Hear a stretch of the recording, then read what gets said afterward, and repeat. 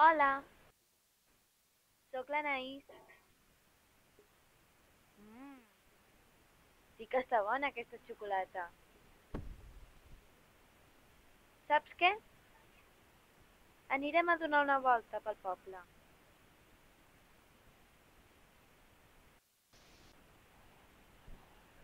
Estem a Vilanova de Benasc. És un poble que està a prop de la Seu d'Urgell, als peus del Cadí.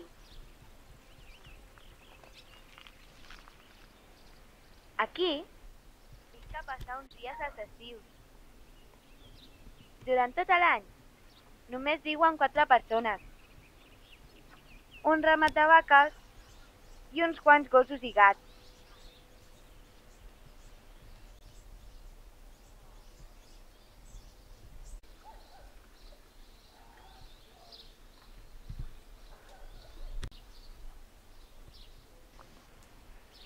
Cal Vilanova és una de les primeres cases que es van fer en el poble, a l'any 1255.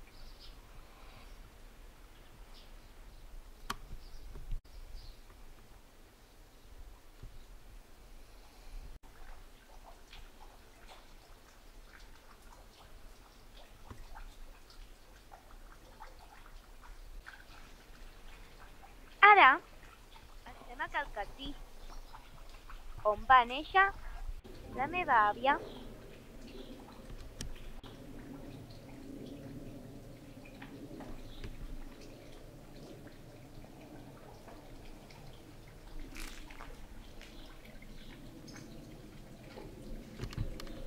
Antigament, quan encara no hi havia rentadores, aquí rentaven la roba.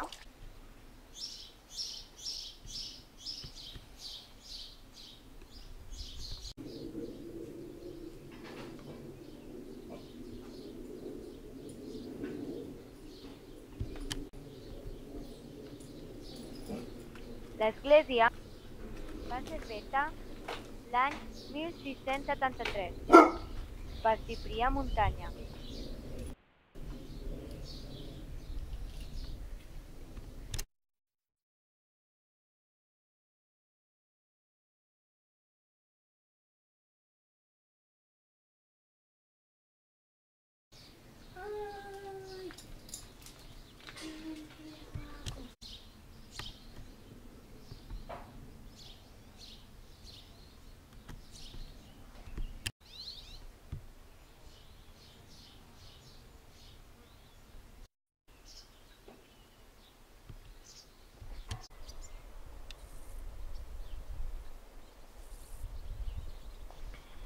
M'agrada anar a caçar bolets.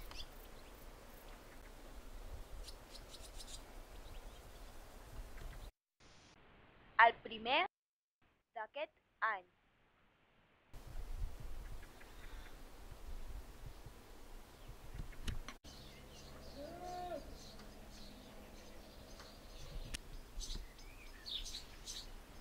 Estem a Cal Tomàs.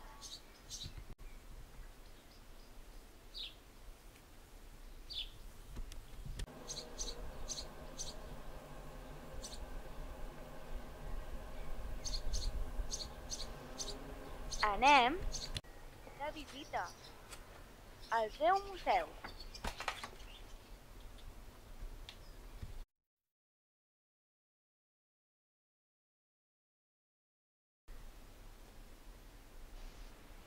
Ramon i Carmen s'han dedicat durant anys a recollir tota mena d'estris i eines antigues.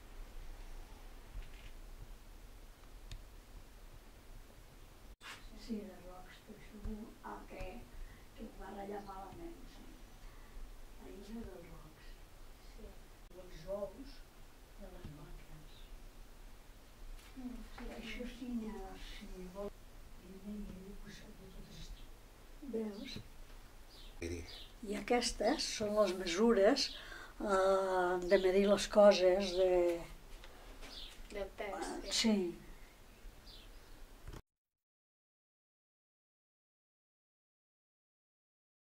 Era més petita, em va agradar, em va agradar.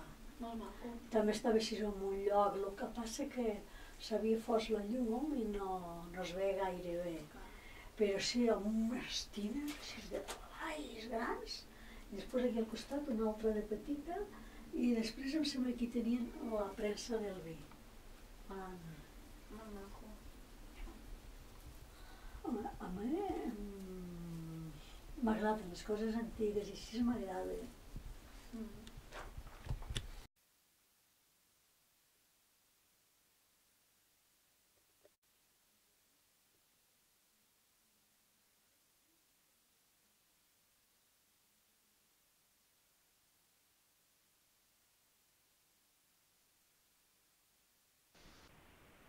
Aquí posaven una palancana i s'afaitaven i es rentaven la cara.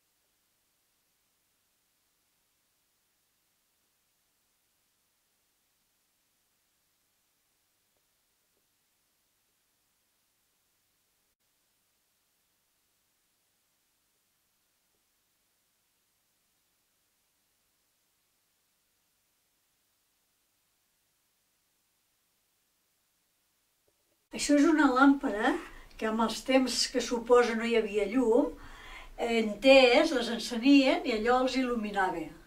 Ah. Molt xulo. I després ja van venir els cresols aquests de carburo.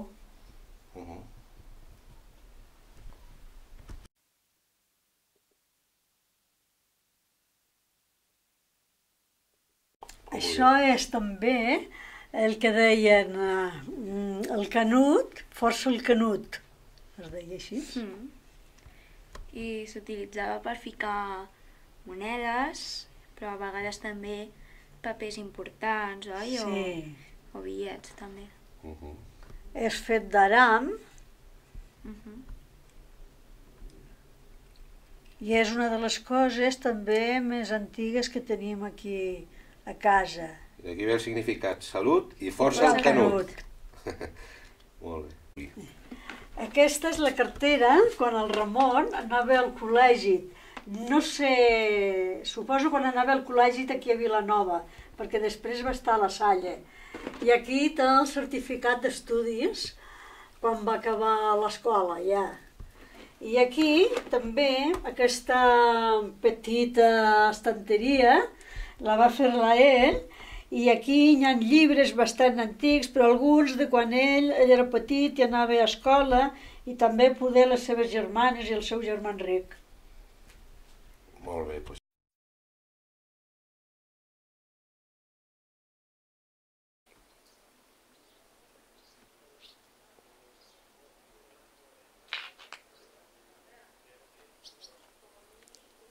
Ara estem amb en Pere Sargueda, de Calvila, que ens explicarà una mica sobre la història d'aquest poble.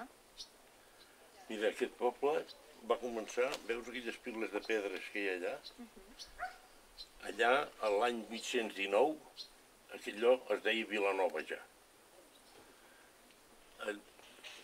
Es té poc, hi ha bastanta informació, per ser una cosa tan vella, hi ha bastanta informació sobre ventes de camps i coses d'aquí al poble, d'aquests primers temps de Vilanova. I d'on ve el nom de Vilanova de Benat? El Vilanova, el poble vell d'allà ja es deia Vilanova. I quan van fer aquest, el nom que li van posar va ser Calvell de Benat.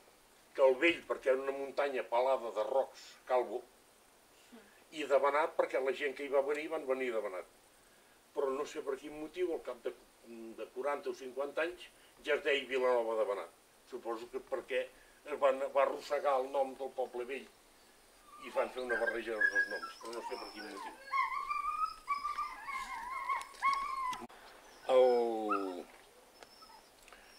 Aquest poble depenia del bisbe de la Seu, més o menys, més del bisbe o de l'església de la Seu, més ben dit. Però eren gent bastant diversa. Fins l'any 1128, que va arribar el galceran de Pinós de Bagà i els va feudalitzar el poble. O sigui, va arribar aquí, els va dir, jo us ofereixo protecció, jo us protegiré, jo us ajudaré, però teniu que pagar 3 pernils, 4 sacs de blat cada any i els hi fixen uns tributs. Al mateix temps que fa això en Vilanova, amb el poble de Lletó, que és aquí al costat, també intenta, el galceran de Pinós també intenta fer el mateix, també intenta feudalitzar-los. Però aquell lloc, com que és del bisbe, el bisbe s'hi oposa i tenen conflicte amb el bisbe i no ho aconsegueix. Llavors es queda que tots els redadors manen el bisbe, menys a Vilanova, que manen el galceran de Pinós de Bagà. L'any 1300 tenen una baralla amb els del poble al costat de Lletó i al final fan una negociació i fan un tractat de pau. I arriben a uns acords, fixen uns camins per on els de Lletó hauran d'anar a la vinya, per on hauran de passar els de Vilanova per anar al bosc de Cadí, i perquè suposo que tota la baralla venia perquè quan un passava per casa dels altres es robaven mútuament. Llavors, el curiós del tractat aquest és que es nombra 7 representants perquè facin la negociació del tractat. Fa la negociació, arriben a un acord, es reuneixen tots, firmen tots, i no hi ha ni cap representant del Pinós de Bagà, que era el seu senyor feudal, ni cap representant del bisbe, que era el senyor feudal de l'altre poble, i, no obstant, en el document es canvien els límits entre els dos pobles, es canvien fins on arriba el terreny de l'un i de l'altre. O sigui, canvien terres del senyor sense permís del senyor. I per què estaven les eres fora de la muralla? Les eres fora de la muralla hi eren perquè el galceran de Pinós, quan va fer el poble, va disposar que tenia que ser així. Perquè ell deia que el pols que es feia les eres ja era dolent per la salut. L'any 1255 el considerava el pols dolent per la salut.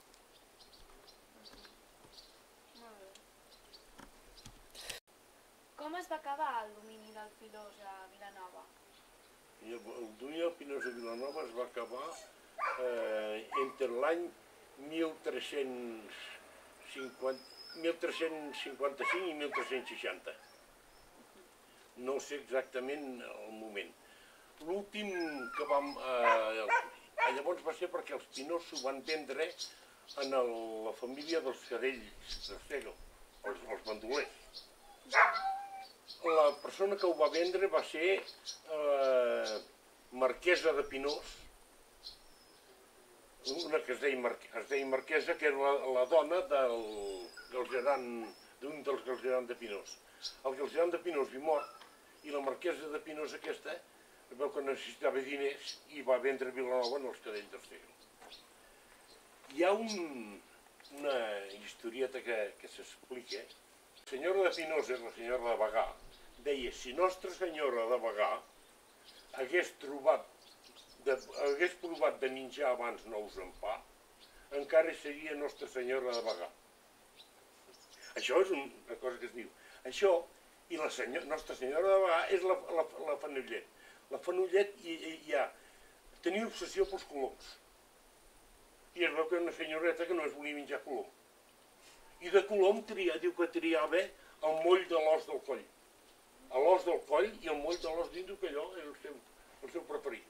I es veu que era una malgastadora. I per això es va arruïnar i per això es va tenir que vendre el poble. I per això deia, i després diu que tenia que menjar nous en pa. I diu que són prou bones les nous en pa. Diu, si Nostra Senyora de Bagà hagués menjat nous en pa, encara seria Nostra Senyora de Bagà. Qui era el nou cadell, el nou feudal? El nou feudal era el Jaume Cadell, que era descendent dels cadells de Prullans, que va venir, com t'he dit, l'any 1355-1360 va comprar Vilanova i a partir de llavors és el senyor feudal de Vilanova. Però els cadells aquests són l'origen del bandolerisme, dels nyerros i els cadells. Un descendent d'aquests serà el gran bandoler Joan Cadell, sitiat pels soldats de Felip II Arcègal el 1593. A l'acabar el bandolerisme, els obliguen, els cadells són perseguits i els obliguen a vendre tot. I Vilanova, al final, per deutes que tenien amb el capítol, els obliguen a vendre el capítol d'Urgell. Llavors, al capítol d'Urgell, venen dos canonges a Vilanova a prendre posició com a nous senyors del poble. Aquests dos representants del capítol d'Urgell són Francesc Murillo i Pau Claris. Tots dos seran presidents de la Generalitat. Un al cap de 7 o 8 anys i l'altre al cap de 25 o 30. Moltes gràcies per aquesta informació, que s'ha dedicat molt de temps vostè, Pere, i moltes gràcies pel seu temps també. No, no hi ha de què.